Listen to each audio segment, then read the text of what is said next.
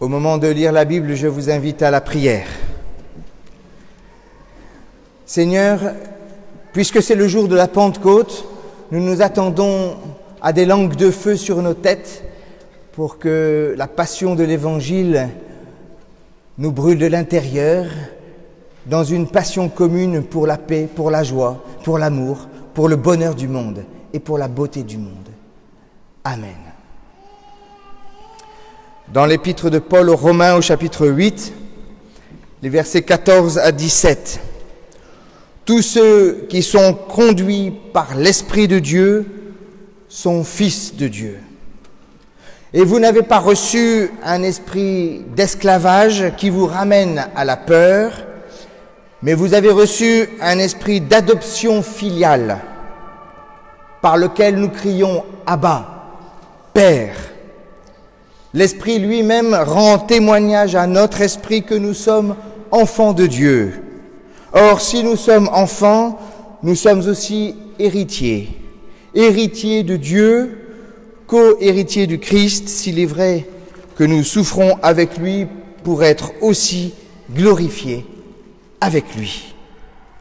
Ô Seigneur, ta parole est lumière et vérité, éclaire-nous par ta vérité.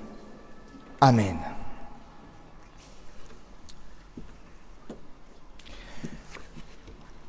Oui, c'est vrai, il n'y a pas de meilleur moment pour confirmer son baptême que le jour de la Pentecôte.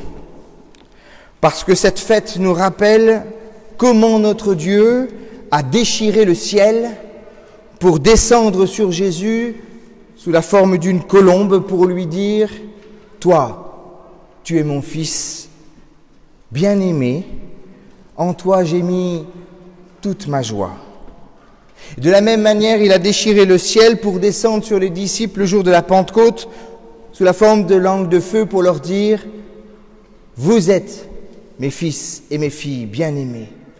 En vous, j'ai mis toute ma joie. » Sur vous, Clarisse et Marie, l'Esprit de Dieu est descendu et il a dit « Tu es ma fille, en toi, je mets toute ma joie. » J'ai trouvé dans ce passage de l'épître de Paul aux Romains 4 pépites, 4 trésors que je tiens à partager avec vous et surtout avec vous deux. Mais aussi avec notre conseil presbytéral qui sera installé et qui recevra aussi l'imposition des mains en signe de la transmission de cet Esprit de Dieu dont parle l'apôtre Paul. D'abord, le point essentiel, fondamental, qui dit qui nous sommes en vérité. Si nous avons Dieu pour Père, alors nous sommes enfants de Dieu. Je ne sais pas si vous mesurez l'ampleur de ce que je viens de dire. Nous sommes les fils et les filles de Dieu. Et je ne sais pas pourquoi nous continuons à nous définir par autre chose que par cela. C'est quand même extraordinaire. Pour parler de soi, pour se présenter dans un CV, sur une carte de visite, personne n'écrit « Bonjour, moi je suis Clarisse, fille de Dieu ». Et même pire, comme Marie nous l'a raconté tout à l'heure, quand on vit comme une fille de Dieu chaque jour, on n'ose pas en parler de peur de passer pour une folle. C'est ce que tu as dit tout à l'heure. Incroyable, n'est-ce pas? Mais sache que tu n'es pas seule, Marie. Tout le monde continue à se définir, qui par son travail, qui par son statut social, qui par sa nationalité, qui par ses parents. Est-ce vraiment ce qui est essentiel dans notre vie? Est-ce vraiment là notre origine, notre identité présente, notre accomplissement futur? On devrait tous se saluer de cette manière et s'identifier de cette manière. Clarisse, fille de Dieu, comme toi. Samuel, fils de Dieu, comme toi. Fils et fille par adoption, dit Paul. Parce que ce ne sont pas les liens du sang qui priment. Ce n'est pas la biologie ou le code génétique qui imposent leurs lois. Si c'était le cas, être enfant de Dieu serait un privilège réservé à quelques privilégiés nés dans le bon berceau. Pire, ce serait une filiation automatique, un destin, un non-choix, une prison. Ce que je n'ai pas choisi m'emprisonne. Au contraire, l'évangile de Jean affirme que les enfants de Dieu sont non pas nés de sang, ni de la volonté de la chair, ni d'une volonté d'homme, mais de Dieu. Je suis, moi, personnellement, très sensible à ce principe, parce que moi-même, je suis un enfant adopté. Et j'ai toujours entendu dans la bouche de mes parents, « Toi, on ne t'a pas fait, on t'a choisi. » C'est une expérience formidable de savoir qu'on a été choisi entre tous. Que quelqu'un te dise « Je te veux, toi. Je te choisis. Je te prends avec moi. Tu es mon enfant. » C'est ce que Dieu dit à David, le plus petit des enfants de Jessé, celui que personne ne regarde et qu'on envoie garder les moutons pendant que tout le monde va à la guerre. Lui, le petit David, que Dieu choisit entre tous pour en faire un roi, comme le dit le psaume 2. Je vais proclamer le décret du Seigneur, il m'a dit, tu es mon fils, c'est moi qui t'ai engendré aujourd'hui. Clarisse, Marie, Dieu vous a choisi comme il m'a choisi. Moi aussi. Il vous a adopté comme il m'a adopté. Chacun d'entre nous a une histoire familiale terrestre particulière. Une relation à son père spéciale, plus ou moins heureuse, plus ou moins apaisée. Le Père du ciel vient remettre les pendules à l'heure et tout remettre à plat. Tu es mon fils, tu es ma fille, aujourd'hui je t'ai choisi. Comme on peut le lire dans le livre du prophète Ésaïe au chapitre 43, je t'ai appelé par ton nom, tu es à moi, tu as du prix à mes yeux et je t'aime. Première bonne nouvelle donc pour notre Église, puisque nous avons le même Père, chacun d'entre nous a été tout particulièrement, tout spécialement choisi. C'est très important pour la vie de notre Église. La fraternité et l'égalité doivent régner parmi nous. En cas contraire, nous penserions que certains sont des fils légitimes par les liens du sang et d'autres seulement par adoption, ou pas encore vraiment fils et filles de Dieu. Qui d'entre nous peut déterminer qui est enfant de Dieu et qui ne l'est pas? Qui d'entre nous a le bon critère? Personne. Personne. Personne n'a le droit de vous exclure, de vous excommunier. Vous êtes fils et filles de Dieu. Nous sommes tous et toutes enfants d'un même Père, quel que soit notre chemin vers lui, quelle que soit l'ancienneté de notre histoire avec lui. Les derniers seront les premiers, et les premiers seront les derniers, dit Jésus dans l'évangile de Matthieu. Et c'est à cela qu'il pense. Deuxième réflexion, deuxième pépite d'or. Quelles sont les conséquences concrètes de cette adoption par Dieu?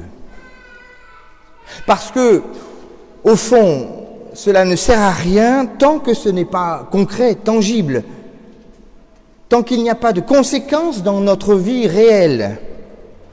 Que dit la Bible? Tous ceux qui sont conduits par l'Esprit de Dieu sont fils de Dieu, dit Paul. En effet, vous n'avez pas reçu un esprit d'esclavage qui vous ramène à la peur, mais vous avez reçu un esprit d'adoption filiale. Ainsi, nous découvrons que nous pouvons être conduits soit par l'Esprit de Dieu et devenir ses fils et ses filles, soit par un esprit d'esclavage qui fait de nous des fils et des filles de la peur. Il y a donc plusieurs esprits possibles pour chevaucher notre âme. Un esprit d'esclavage ou un esprit de liberté. Il faut même dire les choses autrement. L'Esprit de Dieu vient déloger, prendre la place, remplacer un autre esprit qui nous conduit habituellement, qui nous ramène à la peur. Il y a donc un critère très simple. Si tu as peur, c'est que ce n'est pas l'Esprit de Dieu qui te chevauche, qui te conduit, qui mène ta vie. C'est un autre esprit qui a pouvoir sur toi et qui te rend esclave. Lequel? L'esprit de l'esclavage ou l'esprit de la jalousie ou l'esprit du jugement, l'esprit de richesse, d'orgueil, de violence? Quel esprit nous anime en ce jour de Pentecôte quand on regarde le spectacle du monde? Quel esprit nous anime? Dis-moi ta peur, je te dirai ta prison. Je mettrai un nom sur le péché qui empoisonne, qui emprisonne ta vie. Deuxième bonne nouvelle, donc en ce jour de Pentecôte, si l'Esprit de Dieu nous conduit, nous sommes enfants de Dieu et donc libérés de la peur, par une confiance indéfectible. Je sais que quoi qu'il arrive, notre Père prendra soin de nous. Pensez aux enfants. J'ai, en écrivant cela, pensé à Théodore, en me disant, pensez à Théodore quand il dit « Je me jette », espérant dans la certitude que son père le rattrapera par en dessous, et son père se précipitant pour le ramasser, découvrant ce que c'est que l'esprit d'enfance, celui qui ose se jeter dans les bras de son père. Puissions-nous faire une application immédiate de ce principe dans la vie de notre Église. Église de Jésus-Christ, n'aie pas peur, ni de ce qui se passe dans l'Église, ni ce qui se passe dans le monde. N'aie pas peur, que la peur ne conduise pas ta vie. Que la confiance, la prière guide tes pas, oriente tes projets. Marie, Clarisse, vous êtes à l'âge où l'on choisit pour l'avenir. N'aie pas peur. Vas-y, vas-y. Quoi qu'il arrive, le Seigneur est avec toi.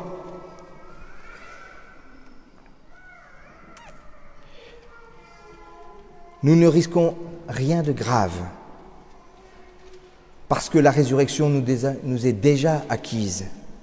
Oui, dit Paul, j'en ai la certitude, rien ne pourra nous séparer de l'amour de Dieu en Jésus-Christ. Rien. Aucun événement, aucune personne, aucun scandale, aucun problème, aucune maladie, aucune mort, rien ne pourra nous séparer de l'amour de Dieu. La troisième réflexion que je voulais partager avec vous me vient de la suite du verset. Vous avez reçu un esprit d'adoption filiale par lequel nous crions « Abba », Père.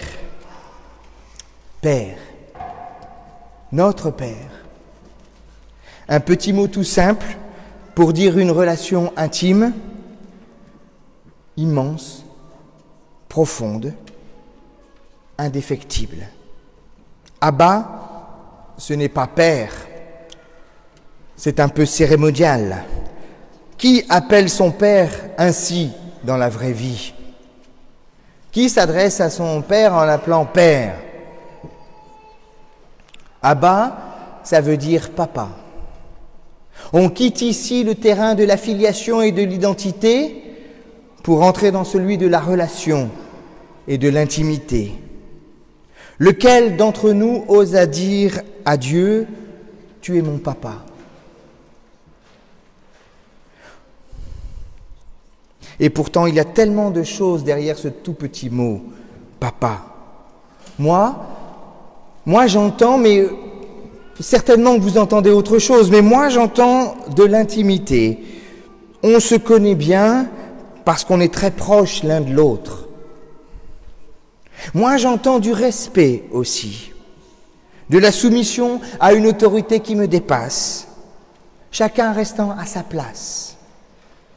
Moi j'y entends de la tendresse, se blottir contre son père, relation d'amour de l'un à l'autre qui ne passe pas forcément par des mots.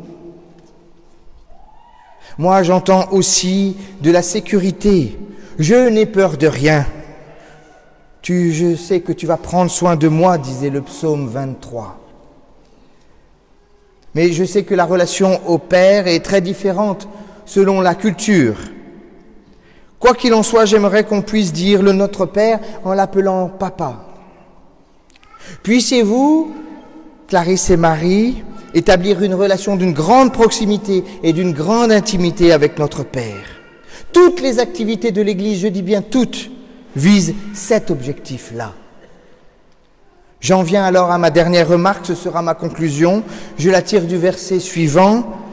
Si nous sommes enfants de Dieu, nous sommes aussi héritiers, héritiers de Dieu, donc co-héritiers du Christ. S'il est vrai que nous souffrons avec lui, pour être aussi glorifiés avec lui. Qu'est-ce que cela veut dire, hériter de Dieu? Pour moi, hériter, cela signifie que ses biens deviennent les nôtres, que ce qu'il possède nous appartient désormais. Je ne sais pas si vous percevez bien ce que cela veut dire au fond. Hériter de notre Père signifie que tout ce qui est à lui nous est destiné. Pensez un peu à qui est Dieu pour vous. Quels sont ses attributs, ce qui lui appartient en propre? Son éternité, elle est pour vous. Sa puissance, elle est la vôtre. Son amour infini, il vous appartient. Sa sagesse devient votre discernement. Puissions-nous nous laisser guider par l'Esprit de Dieu pour bénéficier de cet héritage fabuleux. Alors, à la lumière de cette quatrième et dernière réflexion, je voudrais ici conclure. Chaque dimanche, ou presque, nous répétons la prière que Jésus nous a enseignée, le Notre Père. D'abord, s'arrêter sur le premier mot, notre Papa qui est au ciel. Faut-il seulement aller plus loin? Rester là, dans le silence, la contemplation et de se trouver en présence du Père Céleste et de pouvoir l'appeler Papa. Mon Père qui est au ciel, je ne sais pas où se trouve le ciel, mais je sais une chose, là où tu es, pour moi, là se trouve le ciel. Mon Père, que ton nom soit sanctifié. Toi et moi, nous portons désormais le même nom de famille, n'est-ce pas? Tu es Dieu et moi je suis ton enfant. Dis-moi, je t'en prie, dis-moi quand je blesse la sainteté de notre nom, par mes actes, par mes pensées, par mes silences, par mes compromissions, par mes renoncements, par mes peurs, par mes doutes. Mais dis-moi aussi quand je lui fais honneur à notre nom, par un petit geste inspiré par ton amour infini pour notre monde. Mon Père, ne veux-tu pas m'aider à préserver la sainteté de notre nom de famille? Mon Père, que ton règne vienne.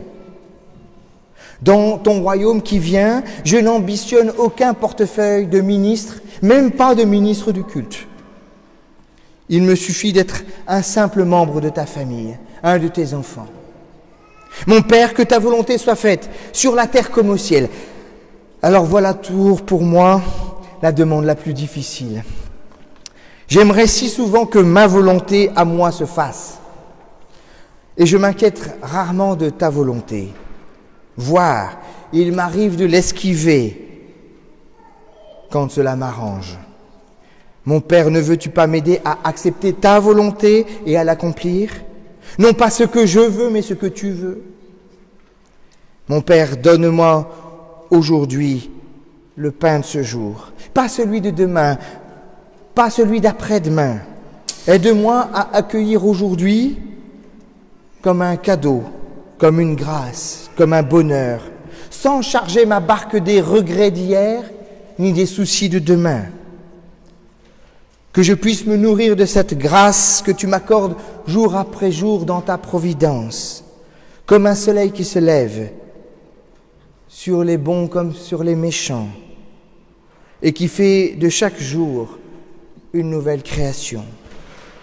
Mon Père, pardonne-moi mes offenses comme je pardonne à ceux qui m'ont offensé. Est-ce que je n'ai pas parlé trop vite? Je n'ai pas encore pardonné à tous ceux qui m'ont offensé. Je garde dans le cœur, au fond, un peu de rancune, un peu de ressentiment, un peu de colère. Père, fais que je me laisse instruire par ton Fils qui, sur la croix, a demandé « Pardonne-leur, car ils ne savent pas ce qu'ils font ». Mon Père, ne me soumets pas à la tentation. Je n'aime pas trop la nouvelle traduction qui dit « Ne nous laisse pas entrer en tentation », parce que je crois qu'on se soumet à la tentation. On y perd sa liberté en acceptant d'y céder. Garde-moi de jouer avec mes tentations. Ne veux-tu pas m'aider, Père, à résister, à tenir bon, à rester libre? Mon Père, délivre-moi du mal, comme l'oiseau vole vers le filet, ainsi mon impulsion me pousse vers le mal. Ne veux-tu pas me freiner avant que je ne sois la proie du malin? Mon Père, c'est à toi qu'appartiennent le règne. Les gouvernants, les tyrans sont tous dans ta main, aussi orgueilleux soient-ils. Mon Père, c'est à toi qu'appartiennent la puissance de conserver ce monde hors du chaos. Mon Père, c'est à toi qu'appartient la gloire. Tiens-moi à distance de l'orgueil. Voici enfin, mon Père, une dernière demande. Ne permets pas que je récite cette prière comme un perroquet, qu'elle jaillisse du fond de mon cœur, bien plus. Donne-moi dans mes actes de la mettre en pratique. Amen.